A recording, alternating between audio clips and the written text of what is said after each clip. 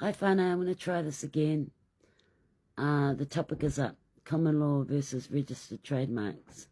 I wanted to explain the difference because there's a big difference. We'll talk about the unregistered trademark first, which is the common law trademark.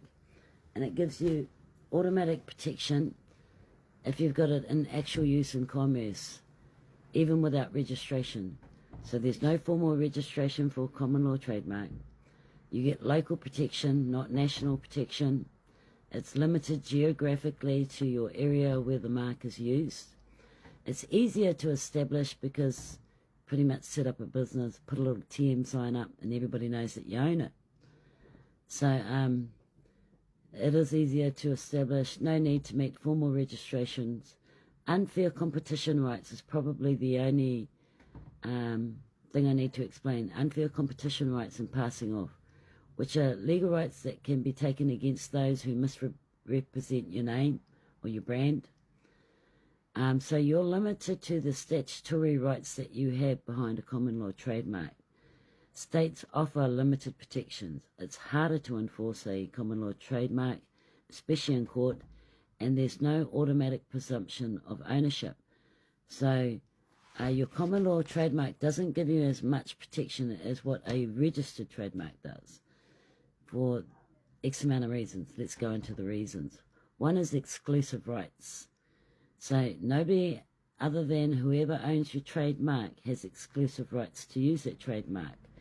And it's no longer presumed to be you, because once we trademark our names, we put them in the irrevocable trust. And so the presumption is the trust owns the trademark. Everything attached to that legal name no longer belongs to me. And I mean everything. So it gives you nationwide protection, and it's enforceable, rights against the entire country. You also have public notices. Registration appears in trademark databases, warning others of your ownership of that name. And there is a legal presumption of ownership. So that's why you give it to the trust, so it's no longer you. At the moment, the presumption is you, that you own it. And because they presume that you own it, you get the fines, you get the summons, you get the bills, you get whatever is attached to that legal name. So it's better to give it to the irrevocable trust, because they can't own any debts, that no debts or anything transfer with the name, just the right to use the name, which is why it's exclusive right. So the new owner, being that irrevocable trust, will have a trustee. And the trustee is a person who actions and moves whenever there's an infringement on your name. They will give a warning, which is cease and desist. They will give them a settlement offer, and if they're in their right mind, they'll take the settlement offer, because what comes next is arbitration.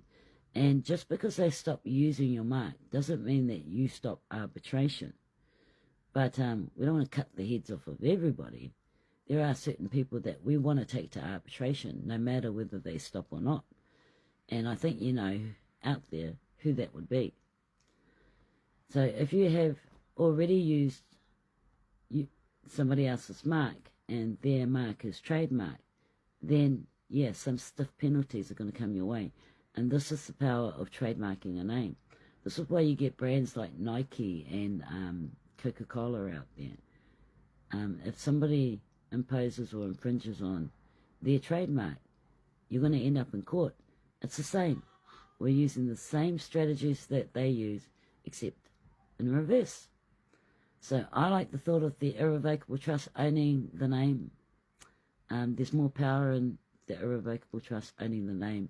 You can no longer assume it's me. You can no longer send me any bills or penalties. I don't want them. I'm quite happy in the structure that we've set up, where you get arbitration if you think that you're going to use my name, my baby's names, it could be your hubby's names, without our permission.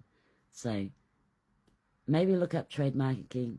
Know that you can come on to one of our programs. We do cater to global smooth operators, which is UK, Australia, and US.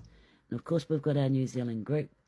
So if you want to learn more, reach out, tap on my PM, and I'll be happy to direct you to the group.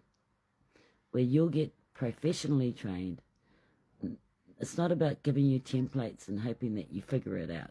It's about giving you templates, taking you through that knowledge until you all have the proficiency to know what it is you're doing out there.